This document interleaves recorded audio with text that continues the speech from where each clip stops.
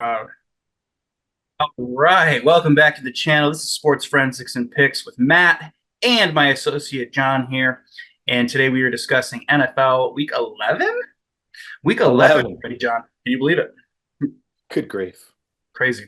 So the first game on the docket is the Chicago Bears at home, Green Bay Packers coming into Soldier Field. The Packers are a 6.5 point favorite. No, they're a 5.5 point favorite now. The line definitely changed a little bit. But Packers, I think the Packers, man. Chicago hasn't really shown anything. I think this could be a potential. Actually, no, I don't think it's a trap game at all. I think the Packers roll them.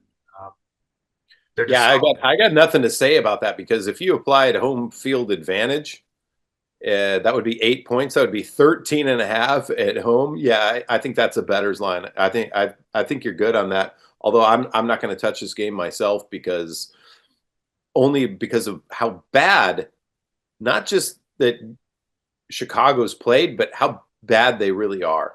yeah. I mean, So five and a half might seem like an easy way to play the middle. So I'm just staying away from it because I hate playing the middle on a game like this and then losing by like 30 or 40. Hey, John, I thought you said they were going to cover. Yeah. yeah, definitely a game where the Packers could score over 30, and I don't see the Chicago Bears getting to 20. So Yeah, they really do suck. They've never gotten into a, they haven't yet, I should say, gotten into a groove. yeah, And they're just way too inconsistent and it's not worth our dollars. heard and agreed. Cleveland Browns on the road, New Orleans Saints. Strange matchup here. Cleveland -1.5 on the road currently. If I had to take somebody, I'd take Cleveland, but I'm not betting this game. I'm staying far away from it. I'm assuming you are as well. No. Really? I love the Browns on this. You kidding me? You're getting Jameis Winston with the homecoming. He's going against his old Oh, yeah. team, and the fact that they're favored, or at least it's not the Saints. I mean, the Saints have car back, so there's no reason that they wouldn't be favored in this game. And so yeah, I think it's a Jameis Winston thing, kind of like the way Sean Payton came in and beat him up in New Orleans. Hmm. I don't think New Orleans really has anything to play for. They got some good players that could throw up some, fantasy stats or whatever, but I think they're pretty much done. Yeah, too many injuries this year for them, and it's just Which definitely is why they would want the highest draft pick possible for next year. absolutely, yeah. And who knows if Derek Carr's long-term answer or not? I don't think he is. I think his career is probably fizzling at this point, unfortunately for him, because he's a guy I really like. Good leader. But Who anyway, knows? Who knows? Maybe Carr will be the quarterback next year for the Jets, and he can go yeah, play with his friend Devontae because Rodgers can't move. He's had a really really bad year. Although I'll take him this week. yeah, we will talk about the Jets a little later, but we'll discuss it. Let's do it now. But now, yeah. So the Jets, I mean, this is a team. They're home this week. They take on the Colts. Colts are +4 on the road, is what I'm showing. Jets -4. Um, I can't take the Jets. I haven't wanted to, and then except for that Houston game was the game that you jumped on them and were correct, and then last week I jumped on them and they got beat up bad. They got beat It's up. okay. I was in Vegas and they hurt me. I got hurt on that game. Hmm. It's very rare that I get hurt on a game because usually the games I bet big are they're because they're big, forensic plays and everyone's on the other side. Well, everyone was on this side and I was one of those idiots and I got hurt. Yeah. Well, at home this week, I mean, who knows? Is this Aaron Rodgers' last year? I mean, is he? Who knows what's going to No, happen? Yeah, no, no, no, no, no. It's not. I think I'm just being a bitter troll. That's all. yeah. Well, I could see it. I don't know how much he's got left in the tank though, but I assume he still wants to play. But either way, I'm on the Colts +4. Well, but let's be honest. Apart from Favre, Favre. See, I just said it. That dude's old and All right. got a little You win? Parkinson's or whatever. But Rogers just he's so slow, and they can't protect him at all. They're not protecting him. He can't go anywhere, and so he's just not a good fit because he's got no speed. He's not elusive. He can't scramble. All he can do is just maybe chuck it down the field and hope somebody gets under it or gets a PI call. That's what they've been reduced to at this point. Yeah. Although I do think that this week, just because you got Richardson coming back, they're saying, "Hey, we're paying this guy. He's young. Let's let him learn the hard way. They got the rest of the season to make a decision to see if he's the long-term solution there too. So I'm going to just go with the experience. They always say old age and treachery will always beat youth and inexperience. Hmm. Well, I mean, Richardson coming back, if they're going to play him, I mean, that's the right decision, I think, because they're probably they realize they're not a playoff team, so I mean, they need to figure out what they have with Richardson. So by playing Flacco, it doesn't really do you any service. So Unless he's going to take them to the playoffs like he right, did with the Browns, and that's not happening. yeah. All right, so back to the slate of games. The Rams are traveling across the country here in an early window game against the New England Patriots, a 1 o'clock kick. Patriots at home are a 4.5 point underdog, and I am on the Rams on the road to cover those points. New England looked great last week, and I do like Drake May, but it's Ram City, bro. Yeah, Rams. Yeah, the Rams are going to hurt them. This might be the largest blowout of the week. And in fact, I'll put $1 against the field on that because I don't think this is going to be close at all. I think the NFL's been kind of coddling this New England franchise. A lot of that due to the fact that they're coming off of not just losing Brady, but now this is the first year without Belichick, and so there's a new era in the Haba, and it's a really bad NFL team. And so this is going to be one of those weeks where they show exactly how bad they are. Their defense is better than pedestrian as it is. It's just Puka, Stafford, and Cup. And then some of these other guys too, and that's not even to mention Kyron Williams, a running back. That's just too much for them, and they have no offense, so they can't stop the other team's offense, and they have none of their own, so that doesn't work out well. It's going to be a LA Rams tea party in Boston. Hey, Baltimore at Pittsburgh. This is another 1 o'clock game, and it's a good one. Baltimore at Pittsburgh. Baltimore -3. I like Baltimore. I think Pittsburgh came alive. I had them last week, winning by 1 point against the Commanders, and that's exactly what they did. And but Commanders pretty much only have Jaden Daniels, so I like Baltimore. I think they're too powerful, and I think well, why wouldn't you? Why wouldn't you like them? In fact, this is interesting because a lot of people might think, "Ooh, the money's moved." It opened at 3.5. Well, big deal. That just means it's a better's line for me, and that Baltimore should take care of business.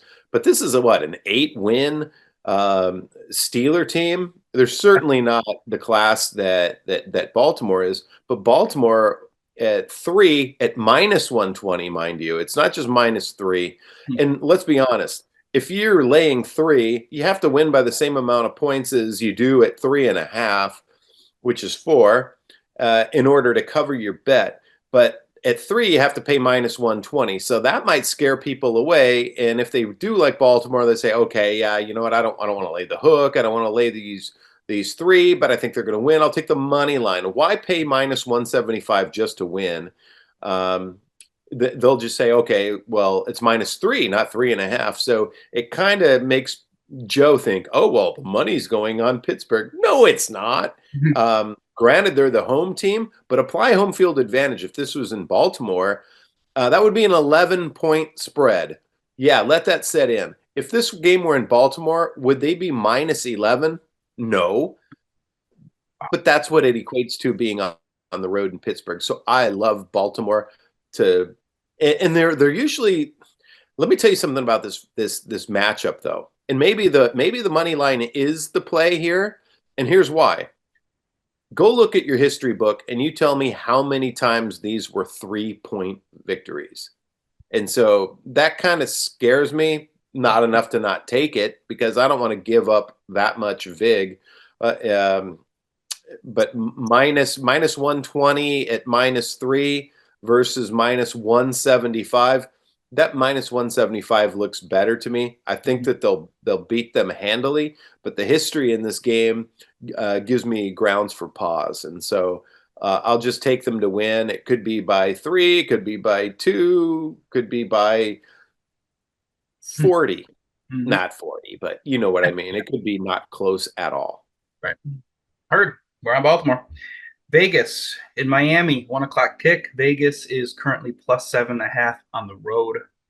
Um, I want to take Vegas to hang around so badly in this game.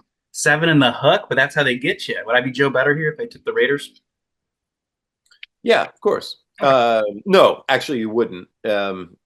Quite the opposite. Although I actually would like Joe because Miami simply hasn't done anything, and the only change that team has had is whether Tua plays or not, and Tua hasn't looked like himself. That guy's just taken too many shots. But on paper, you've got to love Miami, and Tyreek hasn't shown up all this season. They talk about his injured, wrist. You know what? How does an injured wrist affect a receiver if he's good enough to play in practice? Mhm. Not much at all. Point is that they just aren't in sync, or maybe they're going, like I've said, and I've said it several times on this broadcast, that I believe that Miami wants a high pick in the draft so that they can get the best quarterback available. Because I think we all know, we see the writing on the wall that Tua Tunga Vailoa spells like Tago Vailoa, but everyone on these broadcasts always say Tunga. So I've got the over-under line on the Tunga Vailoa at 17.5. I'm taking the over, and the number of times they call him Tunga Vailoa, even though he doesn't have an N in his last name. To me, that's a more important bet, but I will take Miami laying those points. I think it's going to be a lot of points scored, and I think you're going to see Tyreek show up in a major way, only because I've heard about his injury and how he's done nothing way too much on way too many channels this week. So they're kind of pushing you away from Miami this week. For that reason, I like them. Cool. Well said. Yeah, I could definitely see so a lot of points being scored. Vegas' defense is awful. I think they are off a bye, but still. They're actually pretty decent against wide receiving cores, but the wide receiving core for Miami, when they're on, kind of transcends secondaries because they stretch the field so much, and they got the Jonnu Smiths of the world. They've got 3 running backs that can all catch out of the backfield, and so it's just Yeah. it's just not the same thing. I think a product of that too, John, is that, the Raiders are always down in games because people run it down their throat. So, they don't need to pass. So that's why that pass defense is higher ranked. But take it for what you will. Next game is That, my friend, is a great point. And yeah, you're right. Absolutely. If you can just run and beat a team handily, why pass? right. You're killing the clock. You're putting points on the board. Game over. Good point. Mm-hmm. Jaguars and the Detroit Lions in Detroit. Detroit is a 13.5 point favorite at home. And we discussed this briefly earlier in the week. And yeah, I think I'm on Jaguars plus the points. I think they can hang around in this one, but it could also be a blowout. What's your take on this game, John? Well, first I want to know this. Do you take them because it's a lot of points, 13.5, 14-ish? Or do you take them for forensic reasons? I think because it's less than 14, they're kind of, I don't know, they're asking you to take Detroit by it not being over 14. But I don't know. I mean, the Jaguars are so bad. You get served with Mac Jones this week. ETN showed he was back and healthier last week.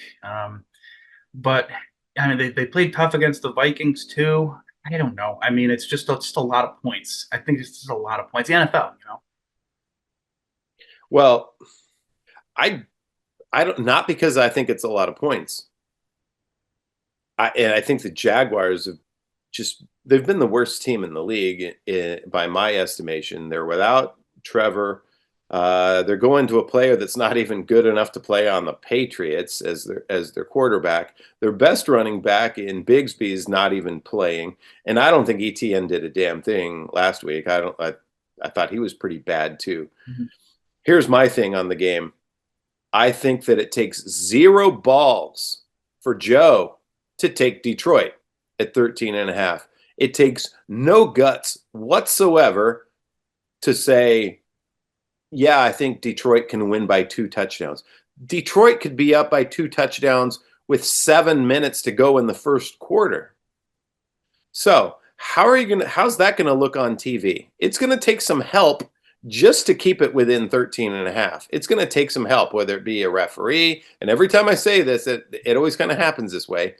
It's going to take some help from the ref, the other team, the scheme, whatever it happens to be. This is such a mismatch, not just on paper, but in reality. This is like a high school team going against a Super Bowl champion. And for that reason, being at 13 and a half, I'm going for the upset. I'm picking the money line. I'm going with the Jags to go out there. They're going to get some help. When a team that's not supposed to win in a game like this happens, here's what I look for. I look for the Jags to be up 17-3, something like that. It could happen. It's happened many times before. That's how they do it. And then the clock just ticks down as it gets real close and things happen. And wow, this major upset happens. They shock the world. They don't have a team to do that without help. And so I'm going to take the Jaguars. I'm going to take them on the money line. That takes balls. Okay. But I'm going to back it up with probably 3 to 4 times as much on the points. That's what you do. And you know what? I've already put it out there in front of everyone this week that knows me. They're all like, dude, you know, you'll say some crazy stuff that happens. Yeah. And all that. But this is one of the most insane things you've ever said. I said, it's not even in my top 500 of insane calls. Patterson's picks. There it is. Yeah. Moneyline Jaguars. Let's go. Back it up on the points. I'm not saying they're going to win. I'm saying that the math is there. And then for the number of times I've been in this exact same situation, this is what I'm going to call right now a units booster. I mean, if you can go 5.5 or 6-1 on a pick, that's like basically winning 5 straight bets, right? Yeah, absolutely. So that's what I'm playing for. And I just think it's too easy. You know, the Detroit is minus what, 950 on the money line. So if you have $1,000 and you just want to make $100 be a winner for the weekend, you just take Detroit and you come out a winner. Sometimes that doesn't happen, and sometimes people get really, really butt sore over that kind of thing. And this game has that potential. Wow. All right, John. Well said. We'll see what happens. I like the pick. I like the pick a lot. Next, we'll see how it works out. But yeah. I think those points are pretty safe because it just takes no guts to take Detroit to cover by 2 touchdowns. Yeah, that's the gold in this play, I think. And if I'm wrong, hey, I took the Jets in it last week, so I know what it's like to have a bath within the same month.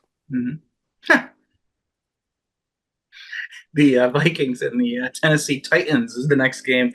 Titans are at home and they are +6.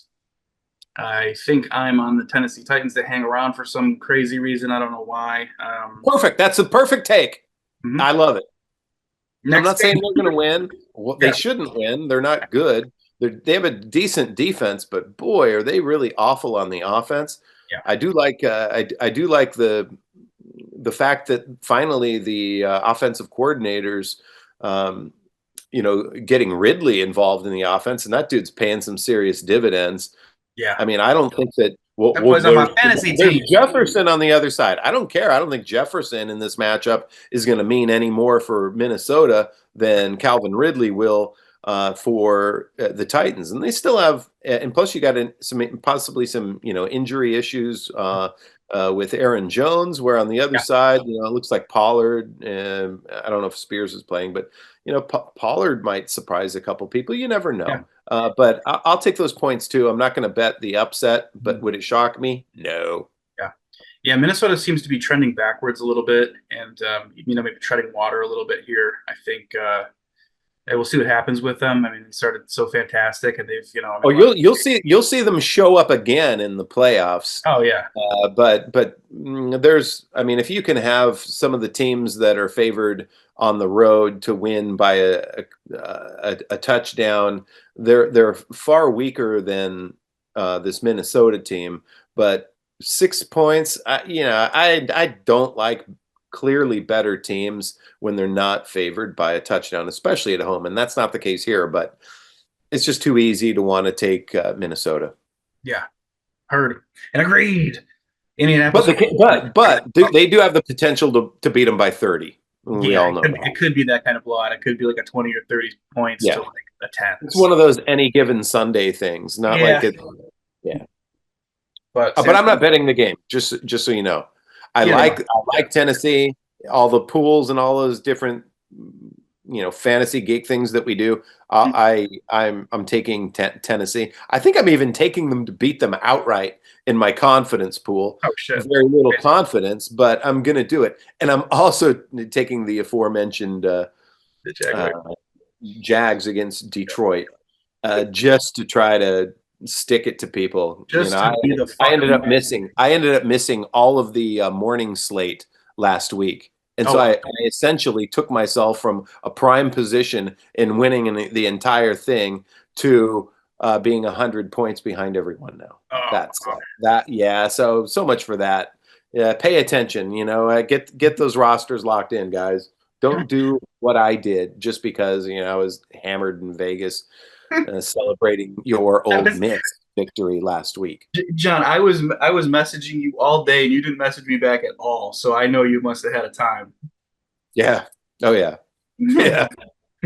Seattle Seahawks. Let's get into the late slate. Seahawks at the Niners. The Niners are 6.5 at home, minus 6.5 point favorite at home. I'm on Seattle to cover this. I think the Niners outscored them last time they played in Seattle, and this time I think Seattle. I'm not taking them to win by any means, but I think it's a 3 or 4 point game. So. Bravo. And what did we just say? What did I just say? Like not even 2 minutes ago. Yeah, if it's not over. I don't like the better team at home when they're not favored by a full touchdown at least. It would have to be at least 7.5 for me to want to take Frisco. It's just too low of a line for a better team, especially not having seen McCaffrey show who McCaffrey still is. And so I expect him to have a good game, but I like those points. And plus, I will Seattle off a bye, and Metcalf is, I believe, coming back, so that'll be good. They're healthy. So Atlanta at the Denver Broncos. The Falcons are +2 on the road. Denver -2 at home. This is a game that, for me, is one of the toughest picks of the week. If I put guns to my head, perfect. I agree. It's just I think Atlanta could show up, or they could not show up. Same with Denver. I like Denver's defense, but their offense may or may not show up. I'm staying away from it. I'm not sure which way I'm going to go yet in this one. You could find out if you visit Corbett Claw NFL and check out my picks. That'll be out tomorrow morning. But what do you think, John? If you had to make a play, what would you say? Well, I would go with Atlanta. I mean, Atlanta's got Robinson, running back. He's getting better and better every week. That's why I had to trade for him. Traded for him. Yeah. Happy about that. But with the number of receivers they got, the Darnell Moonies and why did I want to say Chris Olave? He's one of those players exactly like Drake London. They're really good. But I think this is going to be like a Pitts game. This is going to be one of those games where, the Pat Surtans of the world are kind of taken out of they're taking out the number one guy. And so that's going to leave who's next? Well, how about a 6'6" tight end who can run routes and catch balls and score on deep ones.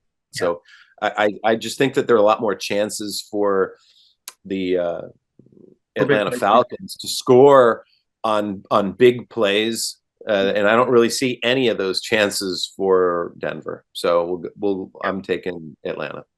All right, well, I'll jump on that bandwagon with you, and I'll go with Atlanta. Do it. There's 2 of us now. Back it up.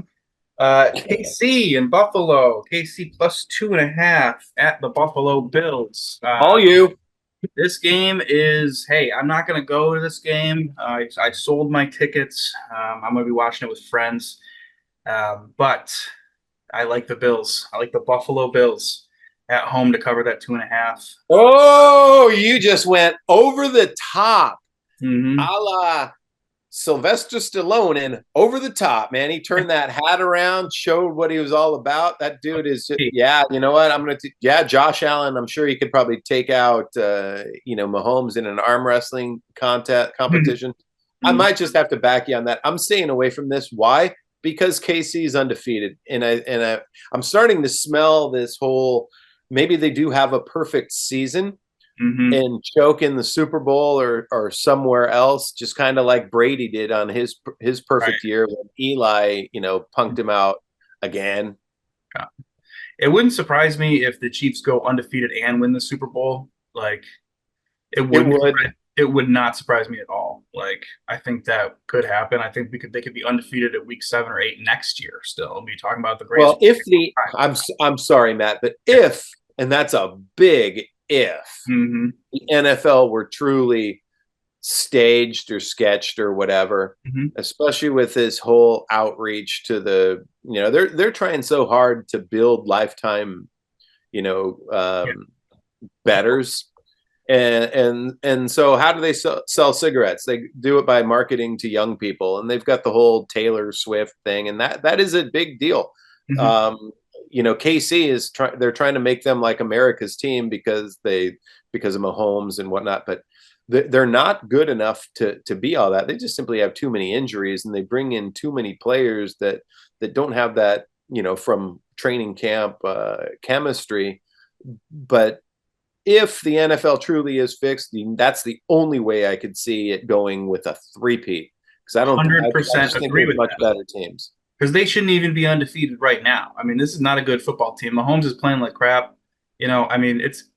But yeah, people still consider him, the god, the GOAT, of what's happening. And if the NFL is rigged, they want him to at least catch Brady. So there's that discussion.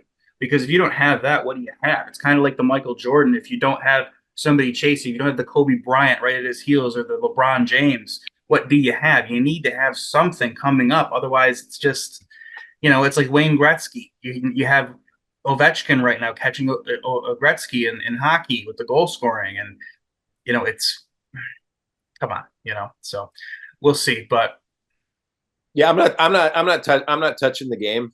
It's just there's just too much BS that's beyond my stink radar of point spreads, and I'm not into it. Absolutely. Going to the Sunday night football game, Cincinnati Bengals at your Los Angeles Chargers. Chargers at home are -1.5 is what I'm showing. This game, I've said here that I'm jumping on the Chargers bandwagon, but I'm leaning Bengals in this plus the 1.5. So, what do you think here, John? Well, I agree with you. I love the Chargers, and yeah, once again, they are my Chargers. Do I think that they're going to win the whole thing? Of course not. Not even close. Do I think they're going to win tomorrow? No. Here's why. The line. Chargers have a much better record. They've got the pretty much third-ranked defense in the entire league, and they're playing against a team that's not even 500. But they got Joe Burrow, Jamar Chase, and it's basically a pick 'em at SoFi. It's for that reason I'm going with the Bengals, because the Chargers don't even have close to a home field advantage. Not that they ever do, because the other team usually outnumbers them. Not anymore. This team is legit to the point to where people want to see them, or maybe they don't. You can get a ticket for $60 for that game. Wow, that's crazy. The 500 level.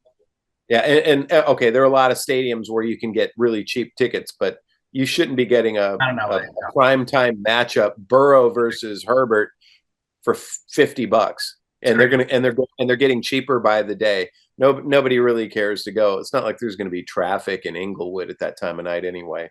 Right. Wow. Yeah, that's crazy. Well, Houston and Dallas is the Monday night game. Houston is a -7 on the road. Dallas, what have they shown? A whole lot of nothing. I don't see them really being competitive, but I mean, this is Monday Night Football, so they want the ratings, they want people to stick around, but I think we're most likely going to see a Houston Texan blowout. So this game, I'm starting. If I second guess myself, I don't play a game. Period. I started off when it was 7.5. All right, Houston's going to just roll them, blow them out. It's down to 7, and I think that, yeah, I think Dallas sucks. I think they don't have a chance. But I think the points. I think the points might cover. I think that the Houston is so far ahead of their division that they could take one for the team. Yeah.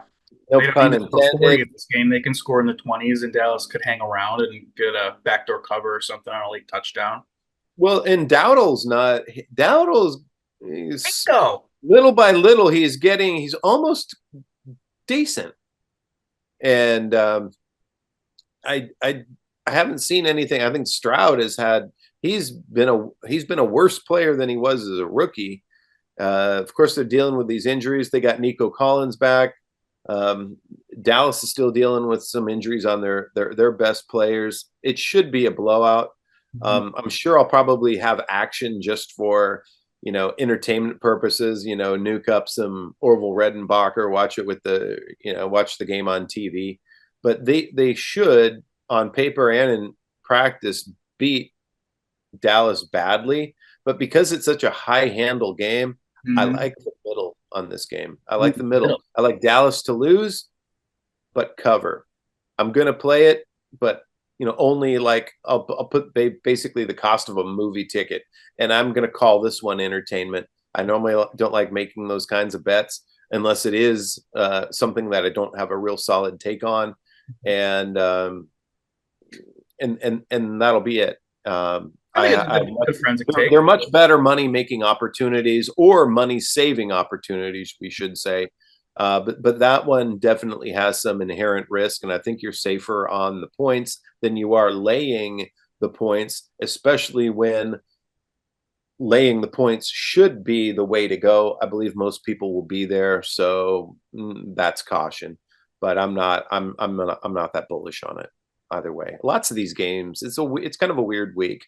There's some games that are really easy plays, I believe. There's some you'll see on ESPN on one of those pages where it says X shocks the world beating Y. And so that's going to happen. I'll lay minus 200, so you can get plus 180 for no world shockers. That should be free money for most people. Plus 180 for no world shockers. You've heard it here first. John Patterson's picks. He sets the lines. But yeah, that's a big handle game. So no fear, baby. No fear. No fear. Jags, let's go. Any final thoughts, John? Only nervous money loses all the time. And so anything you do, you have to have no fear, because if not, you're looking for someone to say, yeah, I shouldn't have listened to this person. I shouldn't have done that. Shouldn't have done this. Listen to yourself. You know what? If anything resonates with you, do it. You know what? Sack up. Seriously. I mean, this is a business where they're out to get your money, period. If it wasn't that way, there wouldn't be a VIG. Right. So let's just do it, let alone choreographing outcomes, and it just happens too often for it not to be a thing. So what, just go with what you feel. This is going to be kind of a weird week. Yeah, I agree. Well, we'll watch it with great considerable interest and go from there. Everyone enjoy the games this week. Thanks for tuning in. Appreciate it. Like and subscribe, comment, share the videos. Appreciate it. Appreciate you watching. Thanks, John. Have a good weekend. Take care, Matt. Okay, bye.